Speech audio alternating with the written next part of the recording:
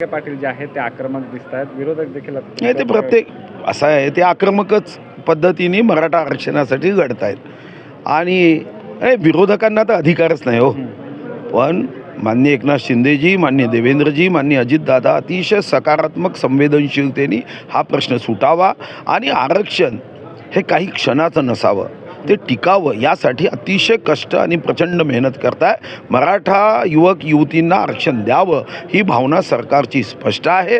दोन समूहामध्ये संघर्ष होऊ नये, दोन समूहामध्ये कोणत्याही पद्धतीने एकमेकाविषयीचा अनादर वाढू नये, आदरच व्हावा या दृष्टीने सरकार काम करत आहे. आता जे विरोधक 1 मे 1960 पासून 47 वर्ष 2 महिने 1 दिवस ज्यांचं सरकार होतं आणि नंतर 2019मध्ये जनतेचा अवमान करून पुन्हा बैमानीचं सरकार 2 वर्ष 8 महिने होतं, त्यांना असं वाटतं की हा प्रश्न आपण मोठा करावा, या माध्यमातून आपण सत्तेची सीडी चढावी आणि नंतर पुन्हा निवांतपणे सांगावं जेव्हा आपण देऊ शकलो नाही तेव्हा दुसऱ्यावर ढकलून द्यावं. 2 वर्ष 8 महिने आपण पाहिलं कापूस कोंड्याची गोष्ट, काम तर काही कवडीचं केलं नाही आणि नुसतं आरोप करायचे, कोणाला नोटीस द्यायचे, कोणाला जेलमध्ये टाकायचं, नारायण राणेंच्या नावाने FIR दर्ज करायचा, मान्य देवेंद्रजीच्या नावाने त्यांची चौकशी लावायची, कधी या ठिकाणी एखाद्याला जेलमध्ये टाकायचं, एखाद्या नेव्हीच्या ऑफिसरनी काही कॉमेंट केली त्याचा डोळा फोडायचा.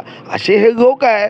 या लोकांना तर मराठा आरक्षणाच्या संदर्भामध्ये आमच्या सरकारवर टीका करण्याचा अधिकार नाही. जरांगे जी टीका करताय ते कोणते राजकीय नेते नाही, ते एक समाजाचे प्रमुख म्हणून त्यांनी आयुष्यामध्ये एक संकल्प केला की मी माझ्या समाजाला न्याय देईल, माझा राजकारणाशी कोणताही संबंध नाही, मी आयुष्यात कोणत्याही निवडणुकीत लढणार नाही, एवढं स्पष्ट त्यांनी सांगितलं. विजय वडेट्टीवारांनी आरोप केलाय, ते म्हणाले आम्हाला प्रश्न अनेक विचारायचे असतात, मात्र त्या प्रश्नाला उत्तर देण्यासाठी मंत्री नसतात. त्यांनी आता अध्यक्षांना देखील त्याचं पत्र लिहिलं. नाही, मला असं वाटत नाही. मंत्री नेहमीच राहतात, त्यांच्या सरकारचा अनुभव ते सांगत असावे. नितेश राणे यांनी एक ट्विट केलेलं आहे की भुजबळ आणि मनोज जरांगे यांनी बडबड करू नये, त्याच्यामुळे मूळ मुद्दा जो आहे तो बाजूला राहतोय.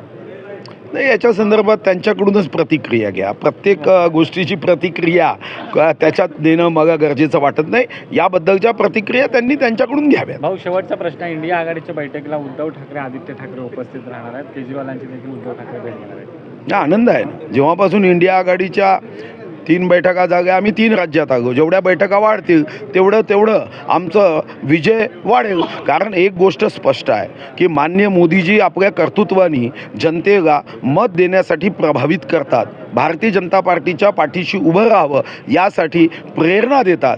पण इंडिया आघाडीचे नेते आणि विशेष करून माननीय राहुल गांधीजी लोकांना भारतीय जनता पार्टीच्या पाठीशी उभं राहावं आणि त्यांना मत द्यावं यासाठी स्वतःच्या शब्दातून मजबूर करतात.